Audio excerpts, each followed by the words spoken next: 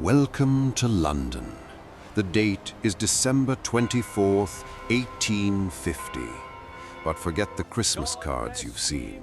Forget the sanitized, cheerful paintings of snowy streets and smiling carolers. We are stepping into the real city tonight, the largest metropolis on the face of the earth. A sprawling industrial behemoth of 2 million souls, groaning under the weight of the British Empire. Tonight, the city breathes differently. A pale, suffocating fog, the legendary pea super, drifts low along the Thames. It curls like a living thing through the gaslit streets, settling into the cracks of brick facades that have been blackened by decades of cold smoke. Listen, do you hear that? Church bells. They echo faintly, their sounds strangled by the mist, softened by the distance and the sheer, overwhelming scale of the metropolis.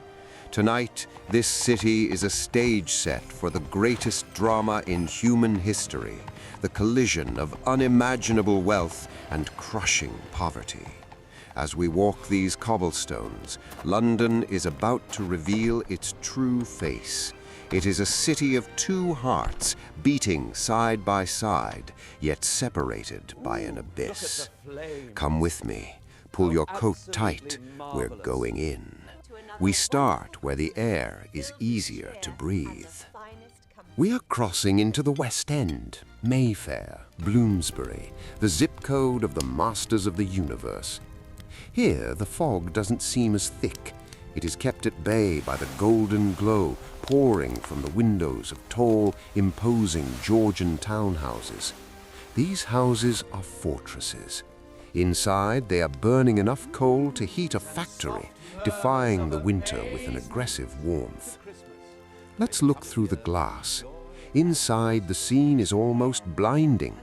Polished crystal chandeliers catch the light of 100 beeswax candles. The air smells of roasted goose, sage, dripping beef fat, and heavy puddings soaked in expensive French brandy. The wealthy do not just celebrate Christmas, they perform it. Evergreen garlands drape heavily over mahogany staircases. Holly crowns the marble fireplaces.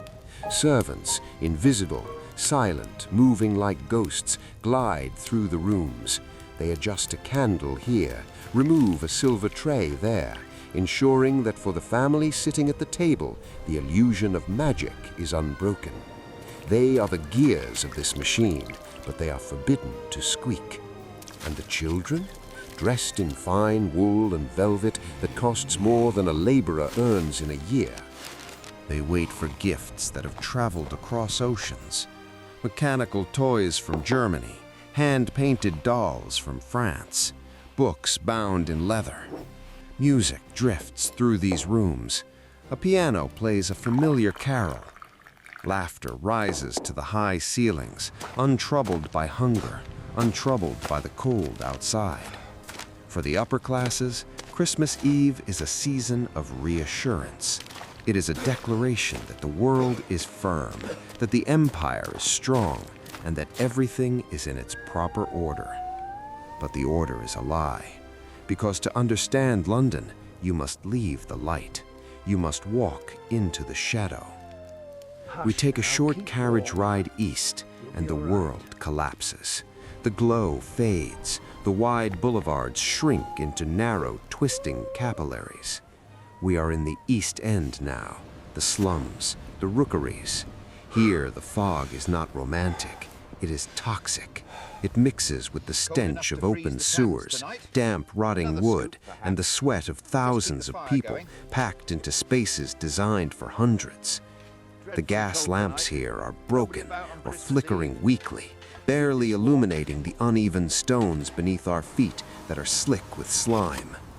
Look up. Entire families are packed into single rooms, 7, 8, 10 people sharing a floor. Many have no heating. The windows are stuffed with rags to keep out the killing frost. For the working poor of Victorian London, Christmas is not a feast. It is a pause, a terrifying, fragile moment of silence inside a relentless scream of survival.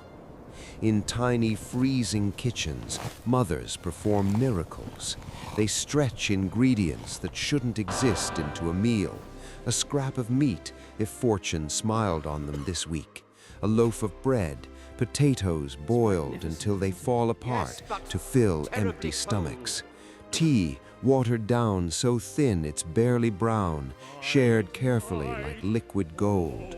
And yet, look at the children. They press their faces to the grime-streaked glass, watching the snowflakes fall. They hear the songs drifting from the churches, songs about a king born in a manger, and for a moment they believe it. They are unaware that the carol singers in the West End belong to a different planet entirely. This is the London Dickens saw. This is the London that keeps him up at night. Not the holly and the ivy, but the desperation and the dust. But don't make the mistake of thinking the streets are empty. London never sleeps, not even for the savior. Outside, the city is a hive of restless energy. Street vendors, the costermongers, are still working.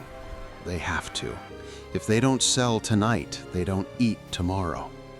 They shout their wares, selling roasted chestnuts and apples, their breath puffing out in white clouds, visible ghosts in the lantern light. Look into the shadows of the alleyways. Do you see them? The chimney sweeps. Many are children, no older than 8. Their faces are prominently darkened with soot, their lungs already hardening. They huddle together in doorways like puppies, sharing body heat, waiting for morning. And the predators are here too. Pickpockets work the holiday crowds. They watch the markets, they watch the church doors. Crime does not take a holiday in Victorian London. Neither does loneliness. For thousands of people, this night is a sharp, painful reminder of absence. A father lost to a factory accident, a child lost to cholera, a husband fighting a war in a distant corner of the empire. London grows richer every year, its banks swelling with gold, yet it grows harsher, colder, more impersonal. But then, something shifts. Midnight approaches. The snow begins to fall heavier now, large flakes softening the sharp edges of the industrial nightmare. And suddenly, the doors open. St. Paul's Cathedral rises through the fog, immense, immovable, a mountain of stone. Across the city, parish churches, chapels, and mission halls throw their doors wide. And here is the miracle. They gather, the rich in their velvet, smelling of lavender and roast goose, the poor in their rags, smelling of coal and sweat. They stand beneath the same stone arches. They breathe the same freezing air, their breath forming a single cloud above the congregation. For 1 hour, the hierarchy dissolves. For 1 hour, the banker and the sweeper bow their heads to the same mystery. They hear the same words, ancient and echoing, peace on earth, goodwill toward men. It is a powerful sedative, a moment of collective dreaming. But as they step back out into the night, the reality waits. The factories loom in the distance, silent for tonight, but they are hungry beasts. Tomorrow, Boxing Day, the machines will start again, the gears will grind. Those children you saw huddled in the doorways, tomorrow they return to 14-hour shifts in the textile mills. The illusion of peace will shatter under the roar of the Industrial Revolution. Christmas does not erase class divisions, it merely highlights them, outlining the fractures in society with a golden pen. As we pull back now, drifting up above the rooftops, London reveals itself one last time. It is not a single experience, it is a layer cake of humanity. Warmth beside cold, Gluttony beside starvation, hope beside despair. The gas lamps glow like scattered stars in a dark universe. The noise fades. The pickpockets count their takings. The rich blow out their candles. The poor huddle for warmth. For a few quiet hours, the monster slows its heart rate. London allows itself to dream. History is not just dates and maps. It is the smell of that fog. It is the taste of that watered-down tea. It is complex, cruel, beautiful, and alive. If you want to stop looking at history through a telescope and start walking its streets, if you want to feel the past as it truly was, then you are in the right place. Consider subscribing to History Revolution. Your support helps us bring these forgotten streets, these silenced voices, and these incredible stories back from the dead. Thank you for walking through the dark and the light of Victorian London with me. And wherever you are, and whatever your circumstance, I wish you a peaceful night.